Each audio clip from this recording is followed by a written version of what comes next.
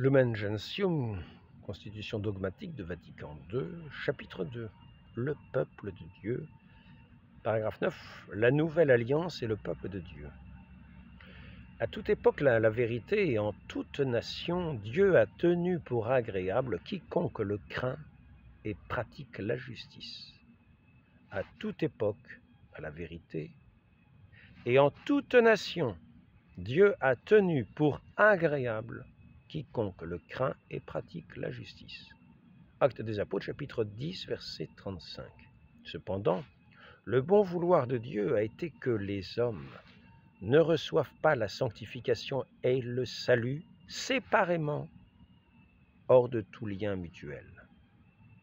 Il a voulu en faire un peuple qui le connaîtrait selon la vérité et le servirait dans la sainteté. C'est pourquoi il s'est choisi Israël pour être son peuple, avec qui il a fait alliance et qu'il a progressivement instruit, se manifestant lui-même et son dessein dans l'histoire de ce peuple et se l'attachant dans la sainteté. Tout cela, cependant, n'était que pour préparer et figurer l'alliance nouvelle et parfaite qui serait conclue dans le Christ, et la révélation plus totale qui serait transmise par le Verbe de Dieu lui-même fait chair. Voici venir les jours, dit le Seigneur, où je conclurai avec la maison d'Israël et la maison de Juda une alliance nouvelle. Je mettrai ma foi au fond de leur être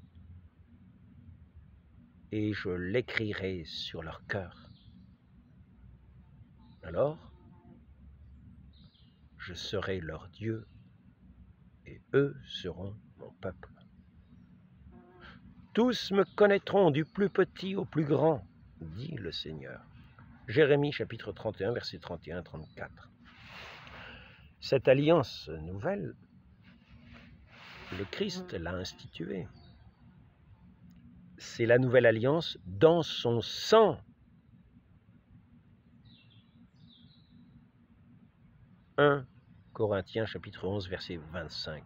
Il appelle la foule des hommes de parmi les Juifs et de parmi les gentils pour former un tout selon la chair, mais dans l'esprit, pour devenir un nouveau peuple de Dieu. Ceux, en effet, qui croient au Christ, qui sont renés, non d'un germe corruptible, mais d'un germe incorruptible, qui est la parole du Dieu vivant. 1 Première épître de Saint Pierre, chapitre 1, verset 23, et non de la chair, mais de l'eau et de l'Esprit Saint. Saint Jean, chapitre 3, verset 5-6. Cela constitue finalement une race élue, un sacerdoce royal, une nation sainte, un peuple que Dieu s'est acquis. Ceux qui autrefois n'étaient pas un peuple, étant maintenant le peuple de Dieu.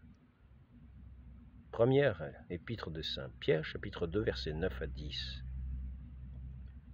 Il appelle la foule des hommes parmi les Juifs et il appelle la foule des hommes de parmi les Juifs et de parmi les gentils pour former un tout selon la chair, mais dans l'esprit.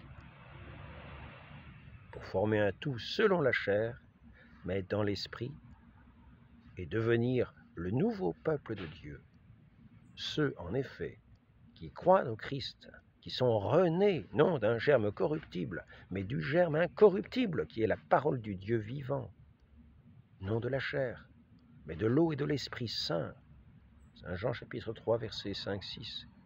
Cela constitue finalement une race élue, un sacerdoce royal, une nation sainte, un peuple que Dieu s'est acquis, ceux qui autrefois n'étaient pas un peuple, mais qui étant maintenant le peuple de Dieu. Ce peuple messianique a pour chef le Christ, livré pour nos péchés, ressuscité pour notre justification. Lettre aux Romains, chapitre 4, verset 25. Possesseur désormais du nom qui est au-dessus de tout nom et glorieusement régnant dans les cieux. Le statut de ce peuple, c'est la dignité, la liberté des fils de Dieu dans le cœur de qui, comme dans un temple, habite l'Esprit Saint. Sa loi, c'est le commandement nouveau, d'aimer le Christ comme lui-même nous a aimés. Saint Jean chapitre 13, verset 34. Sa destinée, enfin, c'est le royaume de Dieu, inauguré sur la terre par Dieu lui-même, qui doit se dilater encore plus loin jusqu'à ce que, à la fin des siècles, il reçoive enfin de Dieu son achèvement, lorsque le Christ, notre vie, sera apparu. Colossiens chapitre 3, verset 4. Et que la création elle-même sera affranchie de l'esclavage de la corruption pour connaître la glorieuse liberté des enfants de Dieu. Romains chapitre 8, verset 21. C'est pourquoi ce peuple messianique, bien qu'il ne comprenne pas encore effectivement l'universalité des hommes et qu'il garde souvent les apparences d'un petit troupeau, constitue cependant, pour tout l'ensemble du genre humain, le germe le plus sûr d'unité, d'espérance et de salut, établi par le Christ pour communier à la vie, à la charité et à la vérité. Il est entre ses mains l'instrument de la rédemption de tous les hommes. Au monde entier, il est envoyé comme lumière du monde et celle de la terre. Saint Matthieu chapitre 5, verset 13-16. On parle de ce peuple de Dieu. Et tout comme l'Israël, selon la chair, cheminant dans le désert, reçoit déjà le nom d'Église de Dieu. Néhémie chapitre 13, verset 1, Nombre chapitre 20, verset 4, Deutéronome chapitre 23, verset 1 et suivant. Le nouvel Israël qui s'avance dans le siècle présent en quête de la cité future, celle-là permanente. Hébreux chapitre 13, verset 14 est appelé lui aussi l'Église du Christ. Saint Matthieu chapitre 16, verset 18, le nouvel Israël. C'est le Christ en effet qui l'a acheté de son sang. Actes des Apôtres, chapitre 20, verset 28, empli de son esprit et pourvu des moyens adaptés pour son unité visible et sociale. Empli de son esprit et pourvu de moyens adaptés pour son unité visible et sociale. L'ensemble de ceux qui regardent avec la foi vers Jésus, auteur du salut, principe d'unité et de paix, Dieu les a appelés, il en a fait l'Église, pour qu'elle soit pour tous et pour chacun le sacrement visible de cette unité salutaire, destinée à s'étendre à toutes les parties du monde. Elle prend place dans l'histoire humaine, bien qu'elle soit en elle-même, bien qu'elle soit en même temps transcendante aux limites des peuples dans le temps et dans l'espace, marchant à travers les tentations, les tribulations. L'Église est soutenue par la vertu de la grâce de Dieu,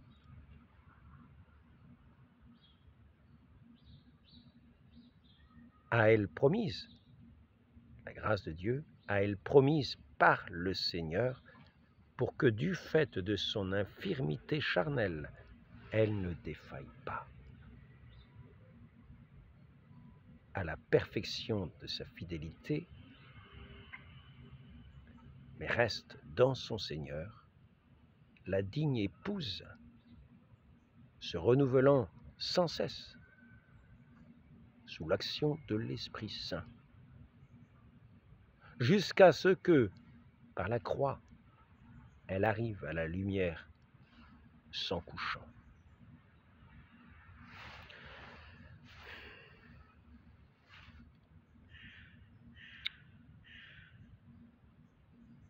marchant à travers les tentations, les tribulations, l'Église est soutenue par la vertu de la grâce de Dieu, à elle promise par le Seigneur, pour que, du fait de son infirmité charnelle, elle ne défaille pas à la perfection de sa fidélité, mais reste de son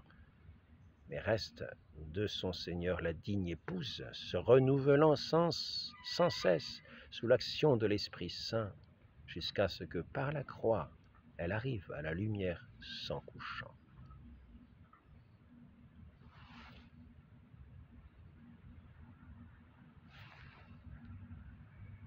Au nom du Père, du Fils et du Saint-Esprit, ainsi soit-il.